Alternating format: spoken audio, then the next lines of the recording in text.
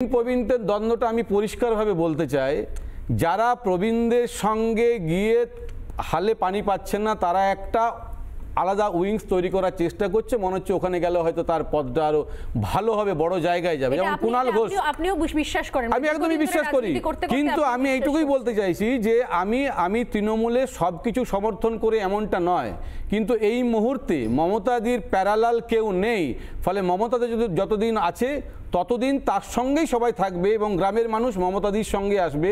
যারা চেষ্টা করবে তার সঙ্গে একটা ডিভাইডেড রুল পলিসি অ্যাডাপ্ট করে সেপারেট করে দেওয়ার জন্য, আমি কুণাল ঘোষের মতো লোককে বলবো। কুণাল ঘোষ তো আপনার পার্টির লোক। না, পার্টির লোক হোক, যাই হোক, পার্টির লোক হলে বলার কিছু নেই, এটাই তো গণতন্ত্র। আমরা বলতে চাই আমাদের পার্টির মধ্যে অনেক গলদ আছে। যেমন ধরুন আজকে সিপিএম এর কিছু লোককে শুধরানোর জন্য মমতা ব্যানার্জি দিয়েছিল, লাইক শাহজাহান, ভেবেছিল সিপিএম এর দুষ্কৃতি এখানে হয়তো শুধরে যাবে।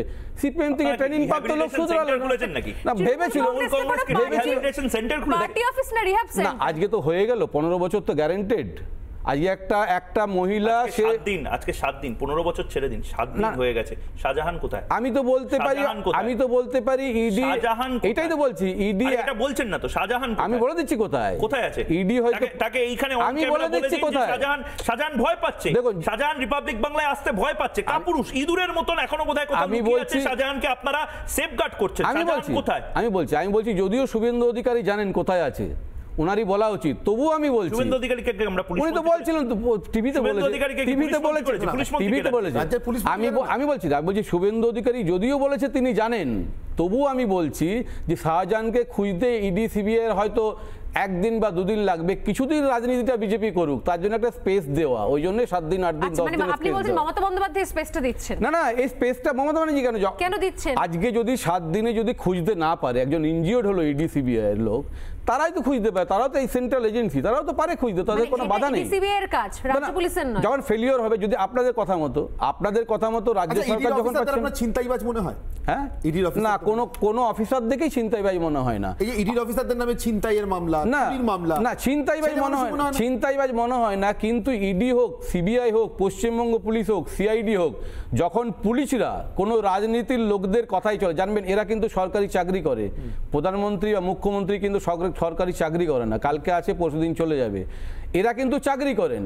এরা যদি মেরুদণ্ডটা সোজা হয়ে কাজ না করেন তাহলে আমাদের দেশের পক্ষে লজ্জা, আমাদের সমাজের পক্ষে লজ্জা। পয়েন্টে আসুন, ইডির অফিসারদের কি আপনার মনে হয় শেখ শাহজাহানের বাড়িতে ছিনতাই চুরি করতে গেছিল? আপনার মনে হয় না? আমার কি মনে হয় জানি না, আমি অনির্বাণ স্বর্ণালী তো খুব, কেউ তো বলেনি, অবশ্যই বলেছে, না, কিন্তু আপনাকে দেখতে হবে যে একটা ঘর ভাঙা হচ্ছে সেখানে। কার ঘর ভেঙেছে? ওখানে তো ভাঙছিল, আমরা দেখছিলাম তো, তালা ভাঙতে দেখছিলাম, আমরা ফোন করে তাকে ফোনে ভাঙছিল দেখছিলাম না, ভেঙে ঢোকার চেষ্টা করছিল, আমরা দেখিনি।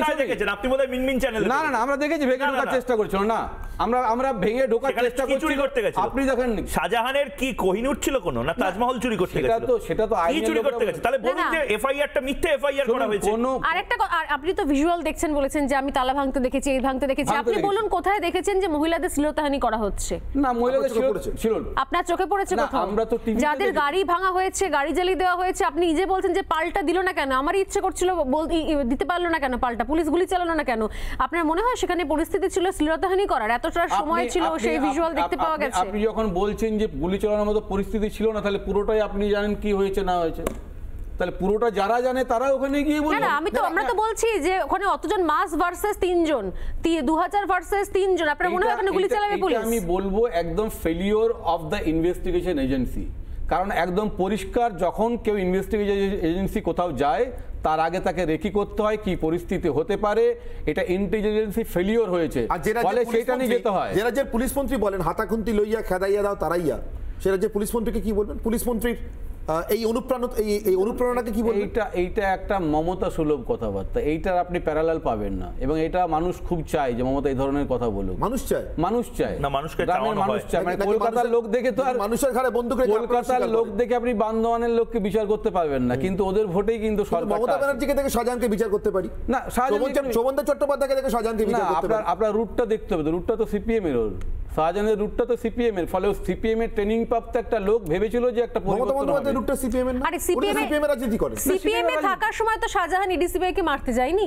সিপিএম এ থাকার সময় তো আর রেশন চুরির এই অভিযোগে রাজ্যের মন্ত্রী প্রাক্তন বনমন্ত্রী জেলে ছিলেন না।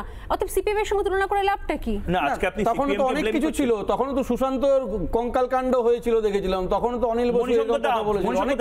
তখন কি ছিল এখন কি ছিল বলা যাবে না, কিন্তু আপনি বলছেন বলা যাবে না, উনি বলছেন তখন কি ছিল এখন কি ছিল বলা যাবে না। কোন দলের ছিলেন?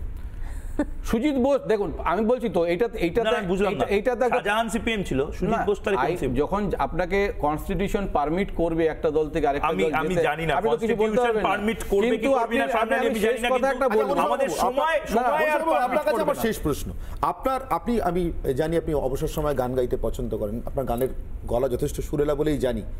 আপনার কি কখনো মনে হয় 2024-এর লোকসভা নির্বাচনের পর অ্যাডভোকেট মণিশঙ্কর চট্টোপাধ্যায় আর আইন ব্যবসার বাইরে এই যে রাজনীতির তার এই আকর্ষণ, এটা আর দেখানোর জায়গা থাকবে না? বাড়িতে বসে অবসরে শুধু গানই গাইতে হবে না, তখন অন্য গানের আওয়াজ।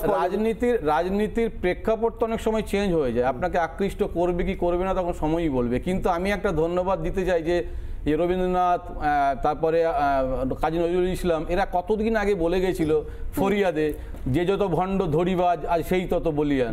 তারপরে তখনও ছিল, এখনো ছিল, ভণ্ড যারা তারাই এখন বলিয়ান, irrespective of the parties, not Trinamool. সেইগুলোকে যতক্ষণ যুগে যুগে থাকবে। এবং আপনি তো বলেছেন যে তৃণমূল তো দল, তার তো ব্যক্তিগত কে চুরি চিন্তাই করছে, তার দায় দলের নয়। দুর্নীতি মুক্ত সমাজ হয় না, দুর্নীতি মুক্ত পার্টি হয় না, দুর্নীতি মুক্ত দেশ হয় না, এটা আমার কথা। কিন্তু দুর্নীতি মুক্ত তৃণমূল হবে কিনা সেই দিকে আমাদের নজর থাকবে, কারণ এই অভিযোগগুলো থাকছে। আপাতত আমি স্বর্ণালী এবং অনির্বাণ এই জিজ্ঞাসাবাদের টেবিল, যে ইন্টারোগেশন টেবিলে শেখ শাহজাহানকে আমরা চাই, সেই টেবিল থেকে বিদায় নিচ্ছে। আশা করছি শেখ শাহজাহান পরের এপিসোডে আমাদের কাছে আসবে, লুকিয়ে না থাকে। নিঃসন্দেহে এই জিজ্ঞাসাবাদের এই এপিসোড শেষ করলাম এখানেই। নমস্কার।